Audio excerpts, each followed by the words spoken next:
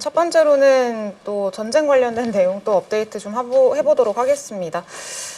지금 뭐 전쟁과 관련해서 계속 교착 상태에 빠져 있는 그런 상황이에요. 뭐 별다른 밤사이에 뭐 진전이 있었다고 보기는 좀 어려울 것 같고요.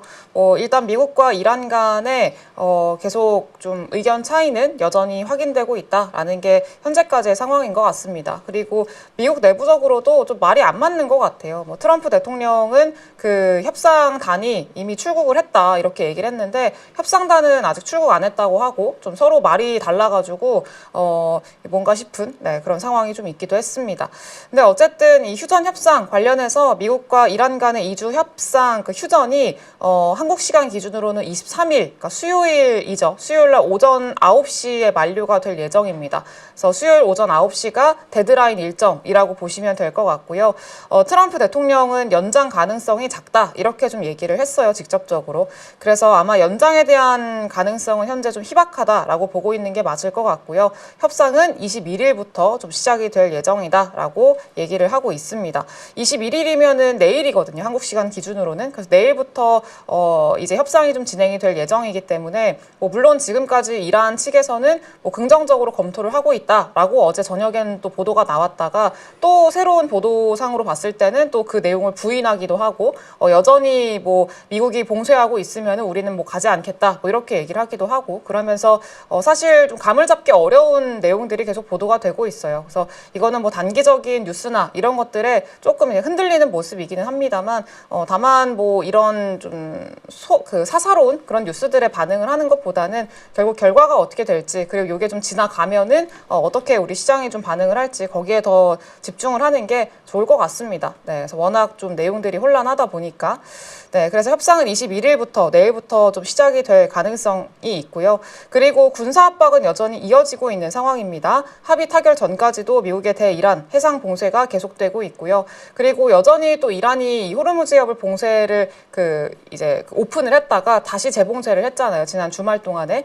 그러면서 지금 뭐 쿠웨이트도 이번에 더 이상 원유 선적이 좀 어렵다라고 얘기를 하면서 지금 에너지에 대한 또 우려도 다시 여전히 좀 이어지고 있는 상황이기도 합니다. 그래서 여전히 뭐 선박도 27척이 이번에 회항 조치가 됐다라는 이야기들 좀 나오고 있는 상황이기도 하고요. 지금 뭐 JD 벤스 부통령의 파키스탄 행위랑 그리고 오늘 밤 타결 여부 같은 트럼프발 메시지에 지속적인 혼선이 좀 발생을 하고 있어서 지금 시장에서는 좀 추측하기가 어렵다, 추정하기가 좀 어렵다라고 좀 생각이 되고 있습니다. 그래서 이제 아까 밤사이에 새벽에 나왔던 뉴스도 보니까 뭐 뉴욕타임즈 쪽에서는 지금 뭐 긍정적으로 검토를 하고 있고 이란 측에서도 뭐 협상이 잘 될 것 같다 이렇게 좀 전망을 하고 있기는 한데 근데 뭐 잘 모르겠어요. 이건 또 다시 말이 바뀔 수가 있는 상황이어서 그래서 지금 어찌됐든 트럼프 대통령은 여전히 좀 낙관을 하고 있는 상황인 것 같고요. 여론전을 또 굉장히 잘 활용을 하고 있기도 하죠. 계속 뭐 공격적으로 지금 뭐 이란을 압박을 하면서 결국은 잘 해결이 될 거다 뭐 이렇게 좀 강조를 하고 있기도 하고 근데 다만 중요한 거는 어제 미국 증시에서도 긍정적이었던 게 이런 좀 혼선을 빚는 그런 내용들이 계속 좀 왔다 갔다 하고 있는 상황임에도 불구하고 시장에서는 좀 영향이 제한적이었던 것 같아요. 그래서 어제 미국 증시 내에서도 오히려 이런 내용들이 있었고 그리고 유가가 좀 반등을 했음에도 불구하고 거의 절반 이상을 되돌리는 반등이 나왔었잖아요. 근데 그런 반등이 좀 있었음에도 불구하고 미국 증시의 영향은 좀 제한적인 상황이었었고 그리고 이제 그 러셀 2000, 그러니까 중소형주 중심으로 보통 이런 좀 시장의 매크로적인 변동성이 발생을 하면은 가장 좀 타격이 큰 게 결국은 중소형주들이잖아요. 근데 중소형주들도 어제 러셀 2000 지수 기준으로 했을 때 좀 플러스권에서 양전환해서 좀 마감을 하는 모습들도 좀 보였습니다. 그래서 어제 우리 증시에서도 그랬었고 미국 증시에서도 그랬었고 어찌 됐든 간에 지금 좀 많이 필요한 내용들인 거고 그리고 결국은 좀 잘 해결이 되겠지라고 지금 시장에서는 생각을 하고 있는 것 같아요. 작년에 트럼프 관세 때랑 좀 비슷한 흐름이라고 좀 보시면 될 것 같습니다. 그래서 요거는 뭐 일자가 워낙 좀 가까이 다가와 있는 상황이고 내일부터 내일 모레 아침 이렇게 좀 결정이 될 그럴 상황이기 때문에 그 전까지는 뭐 살짝 경계감이나 관망세가 좀 짙은 흐름들이 있을 수는 있습니다. 근데 다만 여전히 시장의 심리 자체는 살아 있어서 이것만 일단 좀 지나자. 그리고 이것보다는 오히려 지금 좀 호재거리 그리고 뉴스보다는 호재거리 그리고 실적 이쪽에 조금 더 집중을 하자라는 흐름들이 계속 더 이어질 가능성이 높다라고 좀 생각을 하고 있습니다. 그래서 오늘 증시도 우리나라 증시도 저희도 좀 그렇게 보는 게 맞지 않을까라고 좀 보고 있고요. 그리고 지금 시장에 좀 가장 큰 모멘텀으로 역시나 좀 작용을 하고 있는 거는 결국은 또 반도체, AI 이쪽이기는 합니다. 이번에 좀 미국 증시에서 가장 크게 좀 주목받았던 내용 중에 하나가 요거예요. 아마존이 엔스로픽에다가 50억 달러를 추가적으로 투자하겠다라는 그런 내용입니다. 그래서 이제 지분 투자랑 그리고 아마존과 엔스로픽 간의 어떤 빅딜이 이번에 또 다시 좀 체결이 됐다라는 내용이 좀 보도가 됐는데 아마존이 엔스로픽에다가 50억 달러 추가적으로 좀 투자를 진행을 하겠다라고 얘기를 했습니다. 그리고 특정 마일스톤을 달성을 하게 되면은 최대 200억 달러를 추가적으로 이제 쏜다라는 내용이 이번에 좀 보도가 됐다고 보시면 되겠습니다. 그리고 엔스로픽은 당연히 아마존으로부터 자금을 좀 받으면서 아마존한테 뭘 제공을 하냐라고 하면은 칩을 이제 지출을 하기로 합의를 했다고 보시면 될 것 같아요. 그래서 앞으로 10년 동안에 아마존 클라우드 웹 서비스, 근데 이쪽에다가 이 웹 서비스랑 그 칩에다가 1,000억 달러 이상을 좀 지출을 하겠다라고 엔스로픽 측에서도 약속을 좀 했습니다. 그래서 워낙에 최근에는 뭐 오픈 AI보다는 엔스로픽의 뉴스가 거의 대부분이죠. 그래서 이제 엔스로픽의 뭐 너무나 압도적인 성능이라던가 압도적인 기술력을 좀 보여주는 모델들이 최근에 워낙 많이 좀 나오고 있는 상황이어서 많은 좀 빅테크 기업들이 엔스로픽과의 관계를 좀 견고하게 하고 있는 상황인 것 같아요. 그리고 이런 것들을 기반으로 해서 워낙에 AI 사용량이나 하드웨어에 대한 사용량 이런 것들이 많아질 거기 때문에 그 과정에서 아마존과의 어떤 좀 계약이나 이런 것들이 발생을 했다라고 보시면 될 것 같아요. 그래서 뭐 아마존 입장에선 당연히 투자금을 좀 내주고 그리고 장기적인 고객을 좀 확보를 했다라는 측면에서 긍정적이라고 보시면 될 것 같고요. 그리고 아마존도 지금 자체 칩을 계속 개발을 했잖아요. 그리고 실제로 어떤 성과도 지금 잘 보이고 있는 상황이기도 하고요. 그래서 자체 개발한 칩이 요 트레이니엄 칩, 요건데 요게 워낙에 이런 엔스로픽에 좀 투자금을 좀 지불을 하고 엔스로픽에 대한 좀 고객사를 확보를 했다라는 측면에서 상당히 좀 초대형 레퍼런스를 확보를 했다라고도 좀 볼 수 있을 것 같아요. 그래서 이제 아마존도 주가가 이런 내용들 좀 나오면서 주가가 오르는 그런 모습들이 있었습니다. 네, 그리고 엔스로픽은 당연히 뭐 아마존만 고객사를 확보를 한 건 아니고 되게 여러 빅테크 기업들, 경쟁사들이랑도 지금 손을 좀 잡고 있는 상황이잖아요. 제일 최근에는 이제 그 구글이랑도 같이 좀 협력을 하는 그런 내용들을 발표를 하기도 했었고요. 그래서 이번에 아마존 계약으로 이런 내용들 확보를 하고 그리고 최근에는 구글이랑 또 추가적으로 좀 계약을 하면서 구글의 칩도 이제 구매를 하겠다라고 얘기를 했었거든요. 그래서 이제 이런 추가적인 어떤 좀 워낙에 확장들, 그 경쟁사들끼리 다 같이 좀 손을 잡는 그런 모습들을 좀 보여주고 있어서 어쨌든 막대한 인프라를 좀 안정적으로 끌어올 수 있을 만한 기반을 마련을 했다라는 측면에서는 엔스로픽에 대한 기대감을 계속 키울 수 있을 만한 내용이기도 한 것 같아요. 네, 그리고 워낙 좀 이런 폭발적인 수요를 기반으로 해가지고 많은 칩에 대한 어떤 수요를 다시 한번 확인을 시켜줬기 때문에 뭐 엔스로픽에 들어간 이 아마존의 자체 칩, AI 칩, 이 트레이니엄 칩, 그리고 구글의 뭐 TPU 칩 이런 것들에 다 들어가는 게 또 결국은 뭐 삼성전자와 SK하이닉스의 칩들이잖아요. 그렇기 때문에 이런 소식들이 나오는 거는 결국은 우리나라 기업들한테도 그리고 전반적인 반도체 산업한테도 긍정적인 내용이다라고 이제 좀 보시면 될 것 같습니다. 물론 이게 뭐 여전히 뭐 지출이라던가 규제 리스크 이런 것들이 굳이 끄집어내자면은 있을 수는 있겠습니다만 다만 그런 것들보다는 지금은 이런 어떤 모멘텀이 이어지고 있다라는 쪽에 조금 더 시장에선 집중을 하고 있는 것 같아요. 그래서 이런 내용들이 좀 나왔었고요. 그리고 세 번째 뉴스도 이거랑 연결지어서 좀 생각해 볼 수 있을 것 같은데 요거는 어제 좀 주목을 많이 받았던 내용 중에 하나입니다.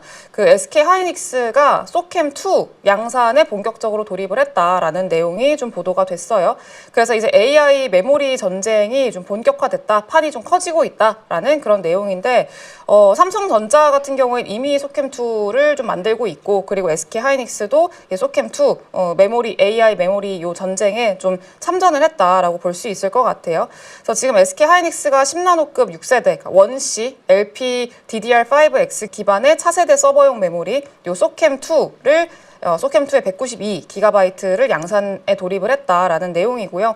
AI 기술이 워낙에 전력 소모가 좀 극심하기 때문에 이제 서버 시장의 저전력 그리고 고효율 메모리에 대한 수요가 현재 폭증을 하고 있다라고 좀 설명을 하고 있습니다.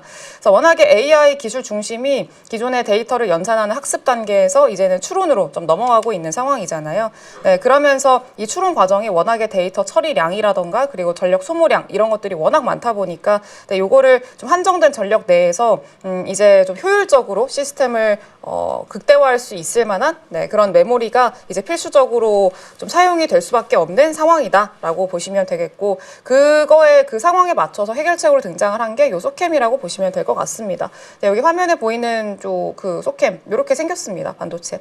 네, 그래서 이제 원래는 뭐 스마트폰이라던가 이런 모바일 기기에 쓰이던 게 이 그 저전력 디램이거든요. 예, 근데 요거를 서버 환경에 좀 맞춰가지고 모듈화를 한 거죠. 그래서 요거를 새롭게 탄생시킨 게 소캠이다라고 보시면 되겠고 이게 소캠2 원래 소캠1 다음으로 이제 소캠2 시리즈가 올해 본격적으로 양산이 진행이 되고 있는 거고 이게 소캠2가 사실 생각보다 좀 그 시장이 어마어마하게 많이 커질 거라는 좀 기대감이 되게 크기도 해요. 그래서 이런 소캠2에 대한 어떤 기대감들이 좀 커지고 있다라는 것도 관련된 밸류체인에 대한 기대감을 키우는 요인이다라고 좀 볼 수 있겠습니다. 그리고 지금 SK 하이닉스가 좀 기술적인 우위나 이런 것들도 어느 정도 확보를 했다라고 좀 설명을 하고 있는 게 10나노급 아까 6세대 원시 공정 기반이라고 이제 설명을 하고 있는데 이제 뭐 LPDDR5X 요거를 좀 기반으로 하고 있어가지고 기존 제품 대비해서는 대역폭이 2배 이상 좀 증가를 하게 된대요. 그래서 기존 제품 대비해서 에너지 효율이 75% 이상 좀 개선이 됐다라는 게 가장 특징적인 내용입니다. 그리고 원시 미세 공정이 또 적용이 되는 거기 때문에 당연히 이게 더 미세하게 좀 구현을 하면서 뭐 전기에 대한 소모나 이런 것들을 낮출 수가 있겠죠. 전기적 부담이나 이런 것들. 그래서 AI 모델의 좀 메모리 병목 현상을 좀 축소할 수 있을 만한 기술이라고 보시면 될 것 같아요. 그래서 비용의 한계도 좀 보완을 하고요.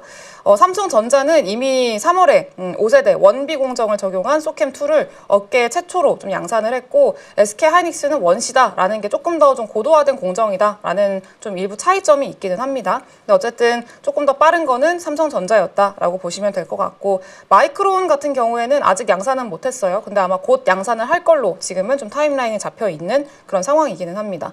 네, 그래서 이제 뭐 삼성전자, SK 하이닉스, 마이크론 전반적으로 메모리 기업들이 다 같이 참전하는 그런 상황이고요. 워낙에 수요가 많을 걸로 예상을 하고 있기 때문에 네, 이런 것들 만들면서 앞으로 좀 기대감이 좀 커지겠죠.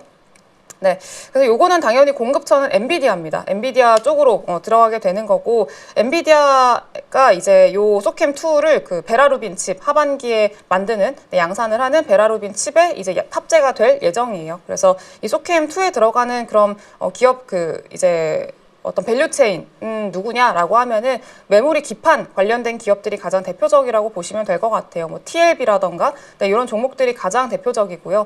그리고 전반적으로 이제 뭐 코리아 서킷이라던가 기존의 어떤 메모리 향 그 어떤 모바일 메모리 향, 네, 고 기판 쪽을 좀 잘 만들고 있는 그런 기업들이 지금은 좀 대표적인 수혜주로 좀 많이 떠오르고 있다라고 보시면 되겠습니다. 그래서 뭐 TLB나 뭐 이제 심텍이라던가 뭐 코리아 서킷, 대덕전자 뭐 이런 기업들이 가장 좀 거론이 되고 있는 상황이기도 하고요. 그리고 워낙 좀 기판주들은 다 같이 좋은 흐름이기는 해가지고 뭐 어제도 이제 기판 관련해서 뭐 FC BGA나 그 비메모리 기판, 메모리 기판 이런 것들 전반적으로 말씀을 드리기는 했었는데 그 전반적으로 다 같이 이제 키 맞추기를 하면서 좀 가는 그런 형태라고 보시면 될 것 같아요. 네, 그래서 이제 이런 그 기판 관련된 종목군들이 가장 큰 좀 수혜 기업들이다라고 보시면 되겠고 그런 것들을 사실 이미 좀 반영을 해가지고 주가가 좀 많이 오르기도 했습니다. 그래서 전반적으로 좀 들어오른 기업들은 같이 키 맞추기를 하면서 좀 흘러갈 가능성들이 높다라는 거 조금 참고를 하시면 될 것 같고요. 소캠 관련된 것들 이제 양산이 좀 시작이 되고 있는 상황이어서 앞으로 더 좀 기대를 해볼 만하다라고 좀 보고 있습니다.